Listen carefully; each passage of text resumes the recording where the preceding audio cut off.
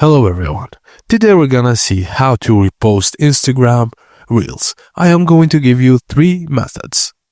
First one, to your story. Find the reel you want to repost, then tap the share icon, which is the paper airplane. Select add to story from the menu.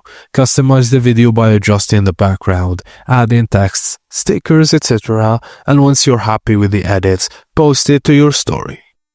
2. To your notes. Find the reel you want to repost, then tap the share icon. Select the add note from the menu. The reel will appear in your notes and you can remove it later by tapping the X on the note. And finally, outside Instagram. Find the reel you want to repost and tap the share icon. Select copy link and paste the link anywhere outside Instagram or other social media platforms or in messages. And that's it guys, thank you for watching and please don't forget to like and subscribe for more.